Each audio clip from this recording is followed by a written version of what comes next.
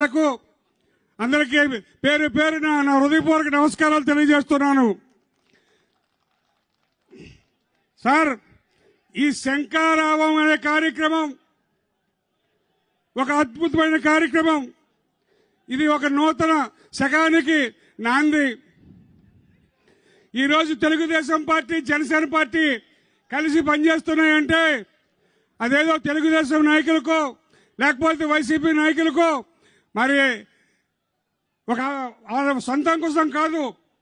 ఈ రాష్ట్రంలో ఉన్న 5 కోట్ల ప్రజల కష్టాలు తెలుసుకొని ఆ కష్టాలు తీర్చడానికి మరి తెలుగుదేశం కానీ జనసేన కానీ పార్టీలు రెండు కలిసి పనిచేస్తున్నాయి. జనసేన నాయకులు పవన్ కళ్యాణ్ కానీ, మన అధినాయకులు చంద్రబాబు నాయుడు కానీ మన కోసం, మన పేద బడుగు బలహీన వర్గాలు, ఎస్సీ ఎస్టీల కోసం ఈవేళ చేయి కలిపి ముందుకు నడుస్తున్నారు. మన నాయకుడు విజనరీ ఉన్న నాయకుడు. మరి అదే జగన్మోహన్ రెడ్డి ప్రెజనరీ నాయకుడు. అది జగమెరిగిన సత్యం. చంద్రబాబు నాయుడు రాష్ట్రంలో విద్య, వైద్య రంగాల్లో అన్ని విధాలా నాశనం చేసి మరి రాష్ట్రాన్ని రాజధాని లేని రాష్ట్రంగా మార్చిన ఘనత ఈ జగన్మోహన్ రెడ్డికి దక్కుతుందని సందర్భంగా నేను తెలియజేస్తున్నాను. నేను మరి చాలా మంది ఈ మధ్యన మాట్లాడుతూ జగన్ సీఎం మరొకసారి చేయాలంటున్నారు. ఎందుకు చేయాలి సీఎం? ఇసుక దోపిడీ చేసుకున్నందుక, లిక్కర్ డబ్బులు దోచుకున్నందుక, మద్యం రేట్లు పెంచి విపరీతమైన డబ్బులు దోచుకున్నందుక, నిత్యావసర సరుకులు రేట్లు పెంచి పేద బడుగు బలహీన వర్గాలు, ఎస్సీ ఎస్టీల సొమ్ము దోచుకున్నందుక మళ్ళీ జగన్ సీఎం చేయాలి. విద్యుత్ ఛార్జీలు 9 సార్లు పెంచినందుక జగన్ మళ్ళీ ముఖ్యమంత్రి చేయాలి. అలాగే కేంద్ర ప్రభుత్వం ఇచ్చిన బియ్యాన్ని ఇస్తూ రాష్ట్ర ప్రభుత్వం మనకు ఇవ్వాల్సిన బియ్యాన్ని ఎగ్గొట్టినందుక మళ్ళీ జగన్మోహన్ రెడ్డి సీఎం చేయాలి. అలాగే యువతని వంచి రాష్ట్రాన్ని నిరుద్యోగ ఆంధ్రప్రదేశ్గా మార్చినందుక జగన్మోహన్ రెడ్డిని సీఎం చేయాలి. అలాగే ఎస్సీ ఎస్టీ బీసీ సప్లాన్లను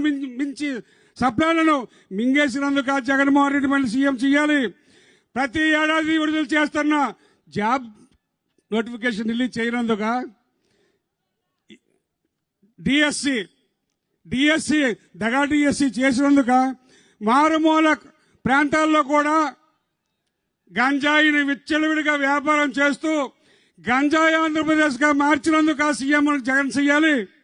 అలాగే రైతులు పండించిన పంటను అమ్ముకోవడానికి లేకుండా చేసినందుక జగన్మోహన్ రెడ్డి సీఎం చేయాలి. సార్, పాతపట్నం నియోజకవర్గ ప్రజలు ఎప్పుడు కూడా తన కష్టంతోనే వాళ్ళు బతుకుతారు. వాళ్ళకి ఒకటే ఆధారం, వ్యవసాయమే ఆధారం. మరొక ఆధారం లేదు. వ్యవసాయదారులు వేళ వాళ్ళు పండించిన పంటను అమ్ముకోలేని పరిస్థితుల్లో ఉన్నారు. ఇదే కాకుండా మరి ఈ 5 సంవత్సరాల్లో వైఎస్ఆర్ కాంగ్రెస్ పార్టీ వచ్చిన తర్వాత వందలాది మంది కార్యకర్తల మీద కేసులు పెట్టారు. మీరు ప్రత్యేకంగా ఇది కూడా మేము రిక్వెస్ట్ చేస్తున్నాం. సీఎం డౌన్ అన్నందుకు నా మీద 6 కేసులు, మా అబ్బాయి మీద 7 కేసులు, 22 ఉన్నాయట సార్ మీద.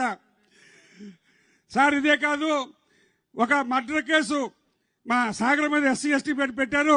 అలాగే ఒక మర్డర్ కేసు 84 సంవత్సరాల అగతముడు బైరేనాయుడు ఉంటే ఆయనకి, ఆయన కొడుక్కి, ఆయన అల్లుడికి అందరిని కూడా ఇరికించి ఆయన్నేమో మరి 90 రోజులు జైల్లో ఉంచారు.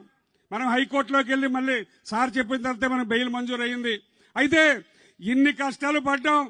మరి ఏదైతే రోడ్డు ఎక్కి ఇక్కడ రామ్మోహన్ నాయుడు, నేను, కోనరావు గారు ఇక్కడ కోవిలు కొట్టిస్తే దాని దగ్గరికి వచ్చామని చెప్పి మా ముగ్గురు మీదతో పాటు సుమారు 100 మంది మా కార్యకర్తల మీద కేసులు.